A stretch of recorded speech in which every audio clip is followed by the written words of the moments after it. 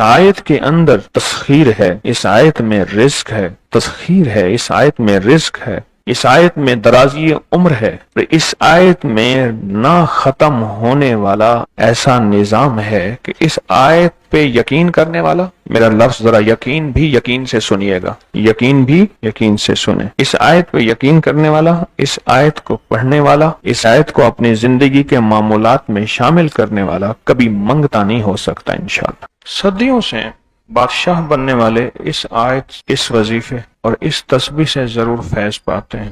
صدیوں سے جو بادشاہ بنتے ہیں، جو شہنشاہ بنتے ہیں، وہ اس وظیفے سے ضرور فیض پاتے ہیں کہ بندہ فقیر سے شہنشاہ بن گیا، بس یہی ہے۔ اور آپ کی زندگی میں، یعنی حضرت امام جعفر صادق کی زندگی میں اس کے بہت فوائد، اس کے بہت فضائل، اس کی بہت برکات اور اس کے بہت کمالات۔ پوچھا کہ اس کا فائدہ کیا ہے؟ اور میں بس فقیر سے شہنشاہ بنا دیتا، یہ اس کا فائدہ۔ اس آیت کے اندر تسخیر ہے، اس آیت میں رزق ہے، تسخیر ہے، اس آیت میں رزق ہے، اس آیت میں درازی عمر ہے، اس آیت میں نہ ختم ہونے والا ایسا نظام ہے کہ اس آیت پہ یقین کرنے والا، میرا لفظ ذرا یقین بھی یقین سے سنیے گا، یقین بھی یقین سے سنیں، اس آیت پہ یقین کرنے والا، اس آیت کو پڑھنے والا، اس آیت کو اپنی زندگی کے معمولات میں شامل کرنے والا کبھی منگتا نہیں ہو سکتا انشاءاللہ۔ اس سے اگلی بات یہ ہے کہ اس آیت کو پڑھنے والا، اس کی نسلیں کبھی منگتی نہیں ہو سکتی، نسلیں کبھی منگتی نہیں ہو سکتی۔ آپ کو کچھ زندگی میں مجھے ایسے لوگ ملے ہیں کہ جو رئیس تھے، رئیس اعظم تھے، لیکن ان کی نسلیں منگتی بن گئی، منگتی، بھکاری بن گئی، محتاج بن گئی، مفلس بن گئی۔ اس آیت کے پڑھنے والا منگتا نہیں بنے گا، کیوں؟ اس آیت میں، ان دو آیات میں تونگری ہے۔ یہ امام جعفر صادق کا دوسرا قول فرما رہا، جو ان کا فرمان ہے، میں عرض کر رہا ہوں، تونگری ہے۔ اس آیت میں مال ہے، اس آیت میں درازی عمر ہے، اس آیت میں درازی عمر ہے، اور اس آیت میں غنا ہے، غنا۔ وَأَغْنَنِي بِفَضْلِكَ عَمَّنْ سِوَاكَ، مجھے فضل، مجھے پتا ہے مولا میں غنی ہوں گا تیرے فضل سے۔ وَأَغْنَنِي، محنت سے نہیں، اس فکرے کو خاموشی سے غور سے سنیں۔ وَأَغْنَنِي، میں غنی ہوں گا اگر تو ہوں گا تیرے فضل سے، مجھے کلمہ نصیب ہوگا اگر ہوگا تیرے فضل سے، مجھے قبر میں نکیرین کے سوال و جواب میں آسانی ہوگی اگر تو ہوگے تیرے فضل سے، اور یہاں تک کہ اگر مجھے جنت ملے گی تو تیرے فضل سے ملے گی، جنت بھی اگر ملے گی تو تیرے فضل سے ملے گی، جنت بھی ملے گی تو تیرے فضل سے ملے گی۔ اس آیت میں، یعنی ان دو آیات میں غنا ہے، غنا، غنا ہے اس آیت میں، اور اس میں ضرورتوں کا پورا ہونا ہے، حاجات کا پورا ہونا ہے، اور اس آیت میں کفایت ہے، کفایت۔ ایک بندے کا کھانا 100 میں پورا ہو جانا یہ کفایت ہے۔ 1 روپے سے میری ضرورتیں پوری ہو جائیں، چاہے تو لاکھ کو میرا روپیہ روپیہ کر دے تو میرا اللہ چاہے روپے کو لاکھ کر دے، اللہ میرا چاہے کاک کو لاکھ کر دے، اللہ میرا چاہے لاکھ کو کک کر، کک تنکا۔ سورۃ توبہ کی آخری 2 آیات، لَقَدْ جَاءَكُمْ رَسُولٌ۔ کسی نے حضرت امام جعفر صادق سے پوچھا کہ حضور یہ فرمائیں کہ سورۃ توبہ کی آخری 2 آیات کے فضائل کیا ہیں، فوائد کیا ہیں، اس کے فوائد اور فضائل کیا ہیں؟ فرمایا بس یہی ہیں کہ بندہ فقیر سے شہنشاہ بن جاتا ہے، بس یہی۔ کتنے بڑوں نے، مخدوم نوح صاحب حالہ سندھ، بہت بڑی ہستی ہیں، مزار ہے، دربار ہے، مخدوم محمد نوح حالہ سندھ میں، ان کی عمر بہت لمبی تھی۔ کسی نے ان سے درازی عمر کا راز پوچھا، فرمانے لگے میری درازی عمر کا راز سورۃ توبہ کی آخری 2 آیات۔ مخدوم نوح صاحب، جو بندہ یہ درود پاک پڑھے گا، اللہ پاک جل شانہ اس کا خاتمہ ایمان پہ ایسے کرے گا، 70 فرشتے آئیں گے، شیطان بلیات اس سے ہٹائیں گے، کلمہ نصیب کریں گے، روح پروں میں لے کے جائیں گے، اور سبز لباس، سبز کپڑوں میں اعلیٰ علیین میں جا کے اس کی روح کو رکھیں گے، اور قیامت کے دن وہ بندہ ایسے کھڑا ہوگا جیسے نبی کھڑے ہوتے ہیں، اور ایسے چلے گا جیسے انبیاء۔ لوگ پوچھیں گے کون ہے؟ کہا نہ نبی ہے نہ رسول ہے، کملی والے کا ایک امتی ہے جس نے یہ درود پڑھا تھا۔ اگلی بات عجیب سنیں، یہ درود پاک جو میں ابھی بیان کر رہا ہوں پڑھتا ہے، اور میں اللہ جل شانہ اس کے منہ میں وہ نور بھرتے ہیں کہ کیا بنی اسرائیل سے لے کر قیامت تک کے ہر امتی کو بھی نور تقسیم کرے، اس کا نور ختم نہیں ہو۔ اللہ منہ میں نور بھر دیتے ہیں، اللہ دل میں نور بھر دیتے ہیں۔ اور ایک فائدہ اور بتاتا ہوں، اور فائدے ہیں، اور میں یہ درود پاک پڑھتا ہے، اللہ پاک اس کی نسلوں میں اور اس میں وسعت تونگری کے وہ دروازے کھولتے ہیں جو کبھی بند نہیں ہوتے۔ کبھی بند نہیں ہوتے. یہ میرے بائیں ہاتھ پہ میرے لیفٹ سائڈ پہ چوک ہے اور یہاں 2 پلازے ہیں. ان پلازوں کا مالک ایک وقت ایسا تھا, یہاں گلبرگ لاہور میں ایک جگہ ہے, وہاں ایک بندے کے پاس جاتا تھا, اس کو 100-200 چپ کر کے مٹھی میں دے دیتا تھا. وہ مالک تھا. ایک وقت آیا قسمہ پرسی میں اور اسی میں موت آ گئی, اسی میں موت آ گئی, اسی میں موت آ گئی. جو یہ درود پڑھے گا اللہ اس کی نسلوں میں اور اسے کیا نہیں, اللہ تونگری کے دروازے بند نہیں کرے گا. آج تو پتا ہے میں مالدار ہوں, کل خبر نہیں کہ میرے نسلوں سے چھن جائیں اور میری نسلیں فقر فاقے اور غربت میں چلی جائیں. آج یہ درود آپ کو عطا بھی کر رہا ہوں, یہ پہلی دفعہ عطا کر رہا ہوں, پہلی دفعہ. اس کو ہدیہ بھی دے رہا ہوں کہ میرے حضرت سے, ڈاکیے کی حیثیت سے, کسی بزرگ کی حیثیت سے نہیں. میں ڈاکیہ ہوں, نہ ولایت کا دعویٰ ہے. ہاں ایک چیز ہے, کیا کہ آخری وقت میں اگر کلمہ نصیب ہو گیا تو پھر میں بہترین ہوں. تو یہ درود پاک عجب ہے, پہلی دفعہ ہدیہ کر رہا ہوں. بڑوں نے دیا ہے ڈاکیے کی حیثیت سے, ڈاکیے کی حیثیت سے.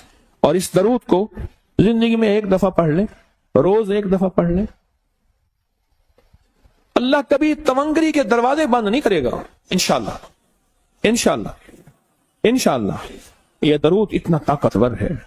تونگری, مال, دولت, رزق, عزت, صحت, وقار, شان و شوکت, اللہ تونگری کے دروازے یعنی اس چھوٹے سے وعدے کی گہرائیوں میں جائیں. آپ نہیں جا رہے, توجہ نہیں کر رہے. اللہ کبھی تونگری کے دروازے بند نہیں کرے گا. وہ تونگری سے مراد روز رزق ہے, وہ صحت ہے, وہ عزت ہے, وہ وقار ہے, وہ معاشرے میں شان و شوکت ہے, وہ زندگی کا کوئی نظام ہے. اللہ کبھی تونگری کے دروازے بند نہیں کرے گا. یہ ایک درود ہے اور فضائل درود شریف میں شیخ الحدیث نے اس کو لکھا ہے. یہ ایک درود ہے, اس کے عجیب کمالات ہیں.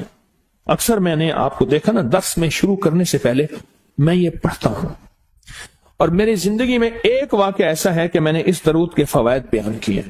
زندگی میں صرف غالباً ایک بار اس درود پاک کے فضائل, برکات اور کمال بیان کیے ہیں, شاید ایک دفعہ. عجب درود ہے. اللہم لک الحمد کما انت اہلہ, اے مولا میں تیری حمد کرتا ہوں جتنا تو اس کا اہل ہے. اللہ کی اہلیت کتنی ہوگی, اللہ کی عظمت کتنی ہوگی, اللہ کا وقار, اللہ کی شان و شوکت, اللہ کا غلبہ کتنا ہوگا, کوئی گمان کر سکتا ہے. فصلی علی محمد کما انت اہلہ, اور سلام بھیجتا ہوں, درود و سلام بھیجتا ہوں محمد پہ جتنے وہ اہل ہیں, جتنا ان کی عظمت ہے, جتنا ان کا وقار ہے, جتنا ان کی شان شوکت ہے. وَفَلْ بِنَا مَا أَنْتَ أَهْلُهُ, پھر تکرار کر رہے ہیں, إِنَّكَ أَنْتَ أَهْلُ التَّقْوَى وَأَهْلُ الْمَغْفِرَةِ, آپ سے بڑا تقوی والا کون ہے, آپ سے بڑا مغفرت والا کون ہے. یہ درود پاک جب بندہ پڑھتا ہے, میں نے اس کے فضائل بتائے تھے, اس کے کمالات بتائے تھے, آج میں اس کے صرف 2-3 فضیلتیں بتاتا ہوں, پھر ہم اس کو مل بیٹھ کے پڑھتے ہیں. اور میں جب یہ بندہ درود پاک پڑھتا ہے, جب اس کی موت کا آخری وقت ہوگا, موت کی آخری ہچکی کو ذرا غور سے سن, موت کی آخری ہچکی کو ذرا غور سے سن. زندگی بھر کا خلاصہ اسی آواز میں ہے, زندگی بھر کا خلاصہ اسی آواز میں ہے. جو بندہ فرمایا یہ درود پاک پڑھتا ہے, یہ درود پاک, موت کے وقت اللہ جل شانہ 70 فرشتے ایسے بھیجتے ہیں جو اس سے آفات, بلیات, شیطان کو دور کرتے ہیں, جنت سامنے کرتے ہیں, رحمت سامنے کرتے ہیں, اس کی روح پھڑکتی ہے اور اس کی روح کو کلمہ نصیب کرتے ہیں, دیدار مصطفیٰ کراتے ہیں, اور فرشتے اپنے پروں میں لے کے اللہ کے حضور جاتے ہیں اور اعلیٰ علیین میں اس کی روح کو رکھ دیتے ہیں. ایک فائدہ چاہتے ہو خاتمہ ایمان پہ, اللہ میرا کر دے, اللہ آپ کا کر دے. ساری زندگی کا کھٹیا وٹیا, ساری زندگی کا نچوڑ. میں اس دن ایک جگہ گیا, بہت بوڑھا آدمی, بہت بوڑھا آدمی, مجھے کہنے لگا ابا جی کو سمجھائیں. ابا جی سے نماز گئی, ابے سے تسبیح گئی, سارا دن اس کے ساتھ غیر محرم کے ساتھ, سارا دن موبائل پہ ابا لگا ہوا ہے. ابے کو آپ ہی سمجھا دو. ابے کی جو پینشن آتی ہے 50,000 سے زیادہ, وہ بھی وہاں لگی ہوئی ہے, اور سب کچھ ختم ہو گیا. اب بالکل نہ ملک ملک ات مال دے، نہ زال دے، نہ بال دے، ہر دم خدائی خیال دے، پتہ نہیں کہاں کہاں ابا گھوما ہوا ہے، اور کچھ ہی دنوں کے بعد اسی حالت میں ابے کی موت ہو گئی۔ اللہم لک الحمد کما انت اہلہ فصل علی محمد کما انت اہلہ وفعل بنا ما انت اہلہ فانک انت اہل التقوی واہل المغفرہ۔ وعدے انشاءاللہ پورے ہیں، کیوں؟ وعدے کرنے والا سچا، وعدے سچے، وعدے کرنے والا سچا، وعدے سچے، اور انشاءاللہ اگر ہم سچے نہیں تو کلام سچا۔ ایک وقت آئے گا یہ سچا کلام پھر سچا بنا دیتا ہے۔ کہا سن لینا، پہلے ریا آتی ہے، پھر اخلاص آتا ہے، پہلے عادت آتی ہے، پھر عبادت آتی ہے۔ عادتوں بنا لے۔ سورۃ فاتحہ 40 بار پڑھے یا ایک بار پڑھے، اول آخر 3 دفعہ درود پاک کے ساتھ۔ سرکار کا فرمان ہے، فرمایا جو سارے قرآن میں ہے وہ سورۃ فاتحہ، سارے قرآن کی زیر زبر سورت، قرآن کی 114، قرآن کے رکوع، قرآن کی منزلیں، قرآن کی آیات، جو سارے قرآن میں ہے وہ کس میں ہے؟ اور جاؤ جو ساری سورۃ فاتحہ میں ہے وہ ایاک نعبد و ایاک نستعین۔ اور ایاک نعبد و ایاک نستعین کا معنی کیا ہے؟ مولا بندہ تیرا، غلام تیرا، بندہ تیرا، غلام تیرا، مجبور تیرا، ماتحت تیرا، پھر در کسی اور کا، پھر اپنے در سے نہ ہٹا، مولا مجھے در در کا غلام نہ بنا، تیرے در کا جو بھی فقیر ہے وہی دو جہاں کا امیر ہے، اسے بادشاہوں سے کیا غرض جو گدا ہے شاہ جہان ہے، مولا پھر اپنے در کا غلام بنا۔ ایاک نعبد، آپ نے ایک بار سورۃ فاتحہ پڑھیں، صبح جب بھی اٹھے سورۃ فاتحہ پڑھ لیں۔ سورۃ فاتحہ کو ایاک نعبد و ایاک نستعین سے آگے نہیں پڑھنا، یہ غور طلب بات ہے، بس یہاں تک پڑھنا ہے۔ اس کے بعد سارا دن وضو بے وضو، لمحہ با لمحہ، ساتھ با ساتھ، ہر حالت میں ایاک نعبد و ایاک نستعین کو دہرانا ہے، پڑھنا ہے۔ اپنے مقصد، اپنی مشکل، اپنی پریشانی، اپنی ناکامی، حالات کی سختیاں، تلخیاں، کوئی بھی زندگی کا مسئلہ ہے، آپ نے ایاک نعبد و ایاک نستعین کو پڑھنا بھی ہے، دہرانا بھی ہے اور کرنا بھی ہے۔ آئیں ہم بیٹھ کے، اگر آپ جذبے کے ساتھ باواز بلند، جذبے کے ساتھ باواز بلند، جذبے کے ساتھ باواز بلند میرے ساتھ پڑھیں گے، ایاک نعبد و ایاک نستعین۔ سخی کے دروازوں میں ایک دفعہ کھٹکھٹائیں، نہ کھولے، پھر کھٹکھٹائیں، نہ کھولے، پھر آخر کار سخی کہے گا دیکھو تو صحیح کون مجبور بے بس ہے جو بار بار میرا دروازہ کھٹکھٹا رہا ہے۔ یہ سخی کے دروازے کو دستک دینا ہے، سخی کے دروازے کو آوازیں دینا ہے، سخی کے دروازے کو، اور سخی کو فریادیں کرنا ہے۔ اور وہ شہنشاہ سخی ہے جو پل میں سنتا ہے، ایک پل میں راضی ہو جاتا ہے، ایک پل میں ناراضیاں ختم کر دیتا ہے۔ میں دنیا کے سب سے بڑا مجرم، دنیا کا سب سے بڑا، میرے پاس ایک صاحب ہے، شراب پی پی کے نا اس کے ہونٹ یہ جلے ہوئے تھے، ہونٹ نا، بعض لوگ نا سگریٹ سے اتنا پیتے ہیں ہونٹوں پہ یہاں آپ نے دیکھا ہوگا نشان پڑ جاتے ہیں، آپ نے دیکھا ہوگا، اس کے شراب پی پی کے ہونٹ جلے ہوئے تھے۔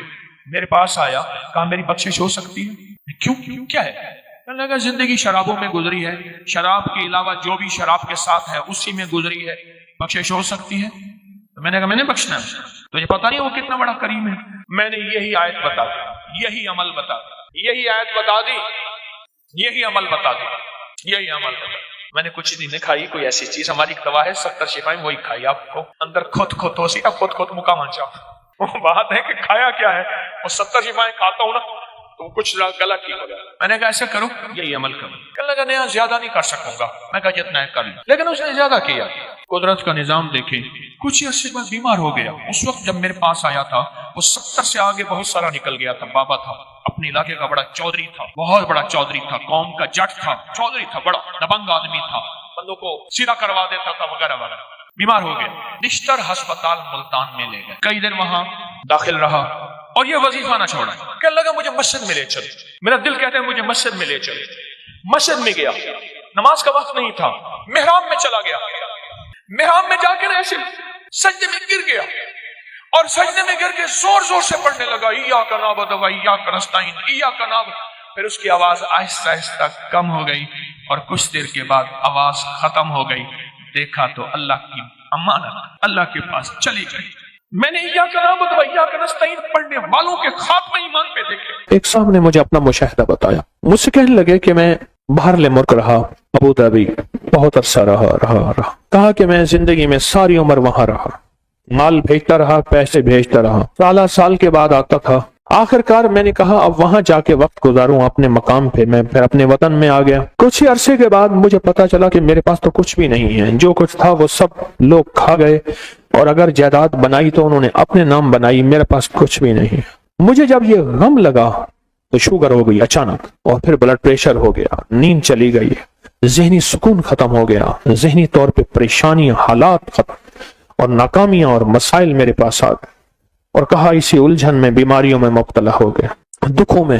پھر گھریلو جھگڑے شروع ہو گئے، گھریلو الجھنیں شروع ہو گئیں، گھریلو حالات میں تلخیاں، سختیاں شروع ہو گئیں. میں اسی گردش میں، اسی پریشانی میں. کہا کہ اسی طرح میرے کوئی 2.5-3 سال گزر گیا. ایک دفعہ میں نائی کے پاس بیٹھا تھا اپنی حجامت کرانے کے لیے، بال کٹوانے کے لیے. میں بیٹھا ہوا پریشان بیٹھا تھا تو ایک صاحب میرے پاس آئے، پرانے جاننے والے. اس وقت جب میں ملک میں تھا، جوان تھا، وہ بھی جوان تھا. مجھے دیکھا تو ملا، بڑا خوش ہوا. کہاں آئے، اتنا عرصہ کے بعد ملاقات ہوئی اور اتنے عرصے کے بعد آپ کو دیکھا. کیا حال ہو گیا ہے، اتنی جلدی بوڑھے ہو گئے ہو. دیکھ میں تیرا ہم عمر ہوں، میں تو جوان ہوں، اتنے بوڑھے تو نہیں ہیں. اس طرح کے حالات. تو کہا میں نے اسے سارے حالات سنا کہ میرے حالات یہ ہو گئے اور میری پریشانی. سنتے سنتے کہنے لگا ادھر آ. میرا بازو پکڑ لیا، میرے قریب آ کے قریب بیٹھ گیا. کہا تجھے ایک وظیفہ دیتا ہوں، اگر مسائل کا حل چاہتا ہے، مشکلات کا حل چاہتا ہے، اور چاہتا ہے وہ چیز جو تو نے ساری عمر چاہی تھی تجھے مل جائے. اب ذرا اس لفظ پہ غور کیجیے گا، بڑا بھاری اور وزنی لفظ ہے. وہ چیز جو تو نے چاہی تھی ساری عمر اور تجھے مل جائے تو ایک کام کر، صرف فجر کی نماز کے بعد صرف 121 بار یا لطیف یا ودود پڑھ بس. اور کہا خوب گڑ گڑا کے بھکاری بن کے پڑھ فجر کی نماز کے بعد. اور کہا کہ عصر کی نماز کے بعد صرف 21 بار پڑھ. فجر کے بعد 121 بار اور عصر کے بعد صرف 21 بار پڑھ. اور کہا اس کو چھوڑنا نہیں، مہینوں نہیں چھوڑنا، سالوں نہیں چھوڑنا. کہا اس نے حجامت بنوا لی تھی اور وہ چلا گیا. میں بال کٹوا رہا تھا تو میری زبان پہ خود بخود یا لطیف یا ودود جاری ہو گئی، خود بخود جاری ہو گئی.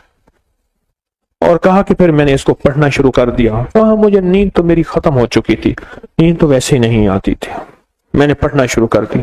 کہا چند ہی ماہ پڑھے تھے. سب سے زیادہ جس بندے نے اپنے نام جائیداد کروائی تھی وہ میرا سگا بھائی تھا. بھائی کے نام پیسہ بھیجتا گیا اور وہ جائیداد لیتا گیا. جب میں آتا تھا وہ کہتا تھا یہ تیرا ہے، یہ تیرا ہے، یہ تیرا ہے، اور میں خوش ہوتا تھا. کہا میرے پاس آیا، فجر کے وقت میں تسبیح کر رہا تھا.